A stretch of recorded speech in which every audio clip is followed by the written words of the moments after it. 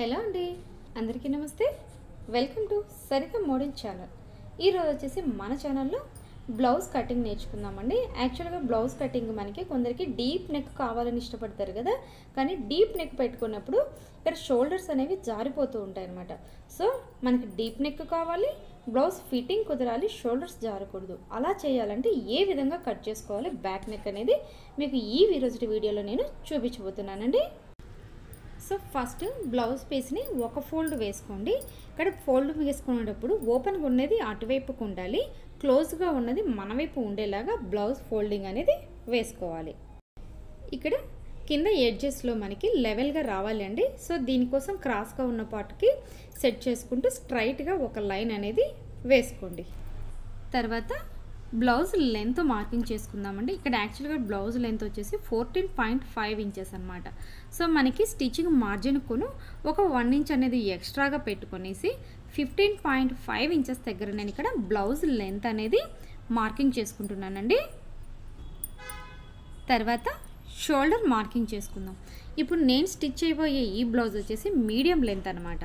So medium బ్లౌజెస్కి shoulder వచ్చేసి 5.5 inches అనేది తీసుకోవచ్చు.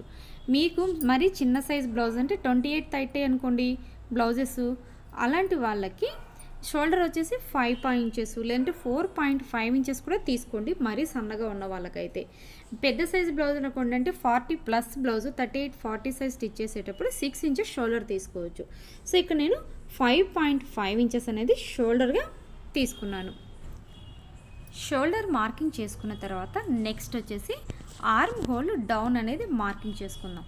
సో ఇక్కడ ఈ బ్లౌజ్కి ఆర్మ్ హోల్ డౌన్ 6 ఇంచెస్ దగ్గర మార్కింగ్ చేసుకుంటున్నాను.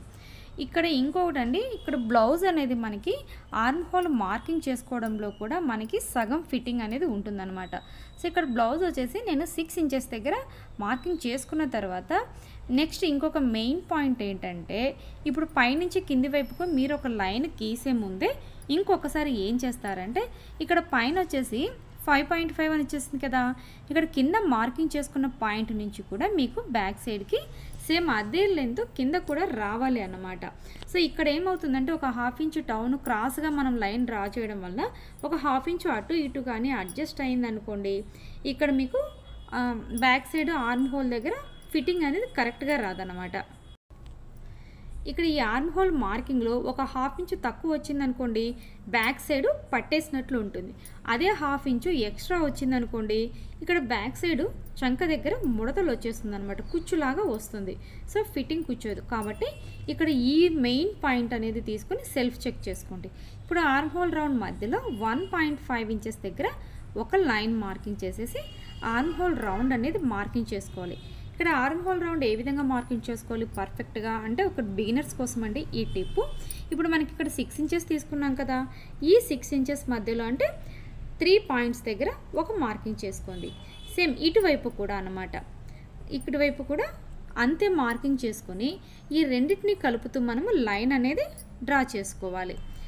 మధ్యలో ఫస్ట్ ఈ 1.5 ఇంచెస్ దగ్గరికి ఒక లైన్ తీసుకొని ఇక్కడ మనం 3 ఇంచెస్ దగ్గర నుంచి ఇటువైపు అనమాట ఒక రౌండ్ షేప్ అనేది కర్వ్గా తీసుకునేసి మీరు నీట్గా మార్కింగ్ చేసుకోవాలండి.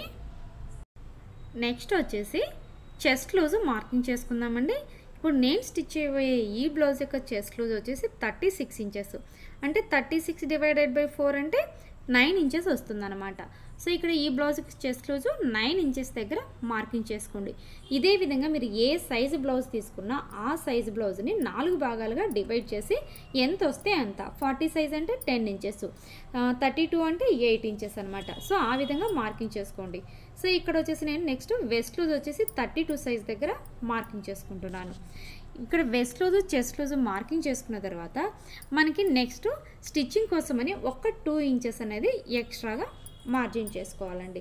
ఇది ఆల్రెడీ పెద్ద సైజ్ బ్లౌజ్ కాబట్టి నేను 2 ఇంచెస్ దగ్గర మార్కింగ్ చేసుకుంటున్నాను. అదే ఇప్పుడు ఎవరైనా కొత్తగా సన్నగా ఉన్న వాళ్ళు, కొత్తగా మ్యారేజ్ అయిన వాళ్ళు బ్లౌజెస్ అయితే వాళ్ళకి బ్లౌజ్ ఫీచర్ ఉండాలి కాబట్టి 3 ఇంచెస్ వరకు అయిన వాళ్ళు మార్జిన్ తీసుకోవచ్చు అనమాట.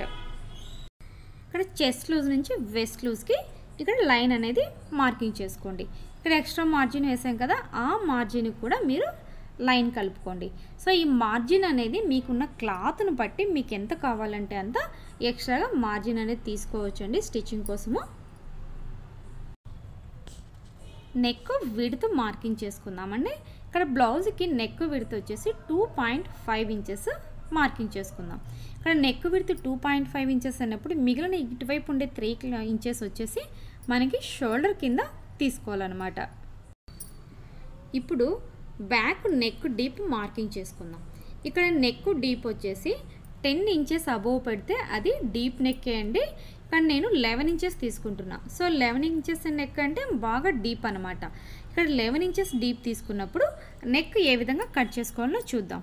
సో ఇక్కడ కూడా చివరిలో కూడా 2.5 ఇంచెస్ దగ్గర ఒక లైన్ పెట్టేసుకొని ఇక్కడ పైనుంచి కింది వైపుకు అంటే ఒక స్క్వేర్ లాగా ఒక బాక్స్ లాగా మార్కింగ్ చేసుకోండి.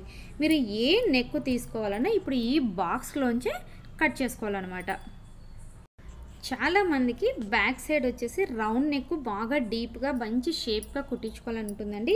కానీ ఏం చేస్తారంటే పాపం అక్కడ వాళ్ళకి బ్యాక్ నెక్ డీప్ పెట్టుకున్నప్పుడు బ్లౌజ్ ఫిట్టింగ్ ఉండకుండా షోల్డర్స్ జారుతూ ఉంటాయి. సో అలా లేకుండా మీకు నెక్ బ్రాడ్గా రావాలి, షోల్డర్స్ జారకుండా ఉండాలంటే ఏ విధంగా కట్ చేసుకోవాలో ఇప్పుడు చూద్దాం. ఇప్పుడు యాక్చువల్గా మీరు రౌండ్ నెక్ కుట్టించుకోవాలనుకోండి, అంటే రౌండ్ నెక్ రౌండ్ షేప్ రావాలి. అప్పుడు ఏం చేస్తాం, మనం ఇప్పుడు జస్ట్ ఒక స్క్వేర్ బాక్స్ తీసుకున్నాం కదా, ఆ స్క్వేర్ బాక్స్లో 1 ఇంచ్ కార్నర్లో మార్కింగ్ చేసుకునేసి రౌండ్ నెక్ పెట్టుకోవాలి. సో ఈ విధంగా రౌండ్ నెక్ పెట్టుకోవడం అంటే బ్లౌజ్ వచ్చేసి మీకు కుదించుకున్నట్టు నెక్ షేప్ చిన్నగా వస్తుంది. లేదు బ్రాడ్గా రావాలంటే ఇప్పుడు మనం 2.5 ఇంచెస్ తీసుకున్నాం కదా ఇక్కడ నెక్ విడుతూ, దానికి ఒక 1 ఇంచ్ ఎక్స్ట్రాగా యాడ్ చేయండి. యాడ్ చేసేసి ఇక్కడ ఎక్స్ట్రాగా తీసుకున్న దగ్గర నుంచి మనకి పైన టాప్లో 2.5 ఇంచెస్ షోల్డర్ మార్కింగ్ చేసుకున్నాం కదా, అక్కడికి ఒక బాక్స్ లాగా యాడ్ చేసుకోండి. ఇప్పుడు ఇక్కడ వచ్చినటువంటి ఈ కార్నర్లోంచి మీరు ఒక 1 ఇంచ్ దగ్గర ఒక మార్కింగ్ చేసుకొని ఈ ఎక్స్ట్రాగా మనం మార్కింగ్ చేసుకున్న దాని దగ్గర నుంచి రౌండ్ షేప్ అనేది డ్రా చేసుకోవాలన్నమాట. సో మీరు ఈ విధంగా మార్కింగ్ చేసుకున్నారంటే ఏమవుతుందంటే ఇప్పుడు రౌండ్ షేప్ అనేది ఓన్లీ మీకు కింద కార్నర్లోనే బ్రాడ్గా వస్తుంది. పైన షోల్డర్స్కి వచ్చేసరికి ఆ షోల్డర్ మీకు ఎలా ఉంటుందంటే ఫిట్టింగ్ అలాగే యాజ్ ఇట్ ఈస్గా ఉంటుంది. సో మీరు చిన్న నెక్ తీసుకున్నప్పుడు ఏ విధంగా వస్తుందో అదే విధంగా షోల్డర్ ఉంది. ఇక్కడ మనం షోల్డర్ని ఏమాత్రం మార్చలేదండి. ఇక్కడ షోల్డర్ దగ్గర నేనేం చేస్తున్నా అంటే జస్ట్ 1/2 ఇంచు లోపలికి మార్కింగ్ చేశానండి. ఈ 1/2 ఇంచు లోపల నుంచి కూడా ఇప్పుడు మీకు రౌండ్ షేప్ కింద తీస్తారు, కానీ పైకి కలుపుకొని వచ్చేసరికి మార్కింగ్ అనేది 1/2 ఇంచు లోపలికి వేయండి. సో ఈ విధంగా వేయడం వల్ల అంటే ఇంకా షోల్డర్స్ జారకుండా బ్లౌజ్ అనేది బాడీకి మనకి అతుక్కున్నట్లు ఉంటుంది అనమాట కంప్లీట్గా. ఈ టిప్స్ అన్నీ మీకు బోటిక్లలో స్టిచ్ చేస్తారండి ఇలాంటి టిప్స్తో ఇక్కడ, కాబట్టి మీకు అవన్నీ నేను ఇక్కడ షేర్ చేస్తున్నాను. నెక్స్ట్ ఈ భుజాలు జారకుండా ఉండేదానికి ఇంకొక టిప్ అనేది మీకు ఇక్కడ షేర్ చేస్తున్నానండి. ఇక్కడ మనకి ఆర్మ్ హోల్ డౌన్ దగ్గర జస్ట్ ఒక 1/2 ఇంచు మార్కింగ్ చేసుకొని ఈ నెక్ విడ్త్ నుంచి డౌన్కి మార్కింగ్ చేసుకోండి. ఇక్కడ నేను వీడియోలో చూపిస్తున్నాను కదా, ఈ విధంగా మార్కింగ్ చేసుకొని కట్ చేసుకోవడం వల్ల మనకి షోల్డర్ దగ్గర ఏమవుతుందంటే ఈ భుజాలు డౌన్కి పోయినప్పుడు బ్లౌజ్ కరెక్ట్గా అంటే స్ట్రైట్ లైన్ తీసుకున్నాం అనుకోండి ఏమవుతుందంటే స్ట్రైట్గా ఉంటుంది. సో అలా లేకుండా స్ట్రైట్గా లేకుండా ఇక్కడ డౌన్ షోల్డర్ అనేది కొంచెం డౌన్కు ఉండి కూర్చున్నట్లు ఉంటుందన్నమాట. షోల్డర్లో సెంటర్కి ఒక మార్కింగ్ చేసుకొని ఇక్కడ షోల్డర్కి డౌన్కి కరెక్ట్గా డౌన్కి పాయింట్లో మనకి బ్యాక్ డాట్ అనేది మార్కింగ్ చేసుకోవాలన్నమాట.